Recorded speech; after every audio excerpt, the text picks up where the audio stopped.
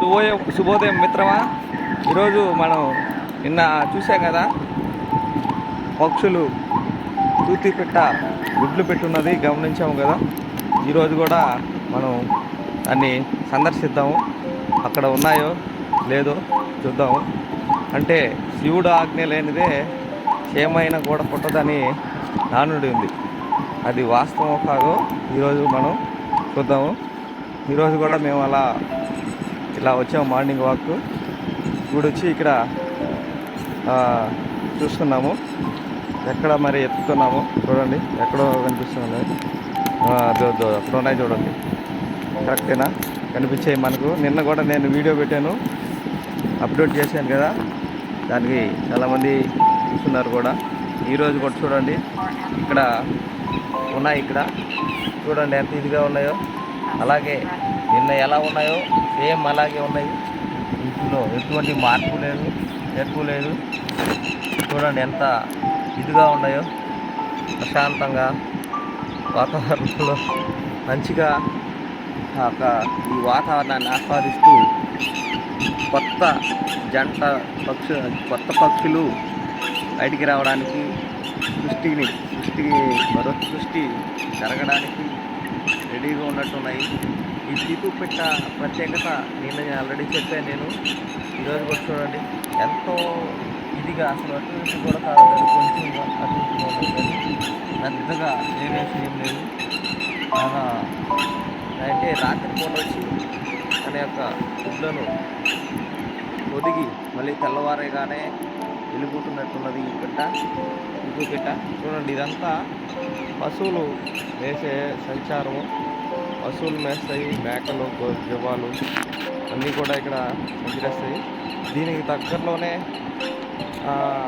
చిన్న వరవ కూడా ఉన్నది. ఎందుకంటే వాటర్ సోర్స్, అంటే పశువులు ఇక్కడ రాకుండా ఉంటాయని మీకు డౌట్ రావచ్చు. చూడండి ఇక్కడ చిన్న వాటర్ సోర్స్ ఉంది పక్కనే. చూడండి ఈ వరంలో పశువులు కూడా దాహాలు తీసుకోవడానికి సమ్మర్లో ఉంటాయి. చూడండి ఎంత ఘట్టంగా ఉన్నాయి నీళ్ళు కూడా.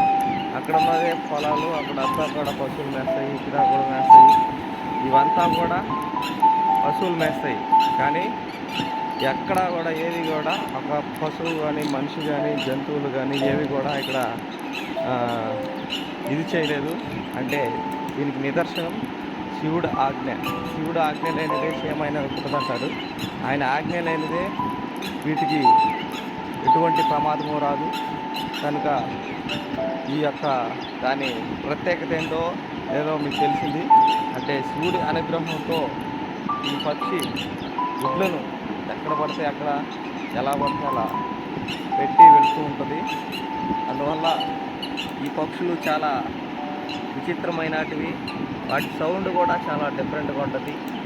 ఇక్కడ ఫారెస్ట్ అడవిలో మేము వెళ్తున్నప్పుడు వాటి సౌండ్ చాలా అద్భుతంగా ఉంటుంది. నేను చిన్నప్పటి నుంచి అమ్మమ్మ ఊరికి వెళ్ళడానికి ఈ అడవి కూడానే ప్రయాణిస్తుంటే మమ్మల్ని అనుసరించేది. అంటే మనుషులు వస్తే వాటికి చాలా సంతోషంగా ఉంటుంది.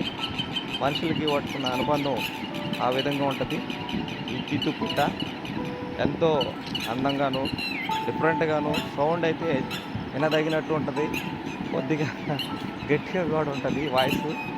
మళ్ళీ రేపు కూడా చూస్తాము ఉన్నాయో లేవో అనేది. అంటే ఎన్ని రోజులు పడుతుందో తెలియదు మనకైతే. అంటే తదుపరి ఉంటే ఇంకా టైం పడుతుంది. లేకపోతే ఒకటి ప్రమాదమైనా జరుగుండాలి, లేదంటే పిల్లలు పుట్టి వాళ్ళ తల్లి ఇంకో దగ్గరికి మార్చే అవకాశం ఉండొచ్చు. చూద్దాం రేపు కూడా ఇక్కడ ఉంటాయో లేవో అనేది.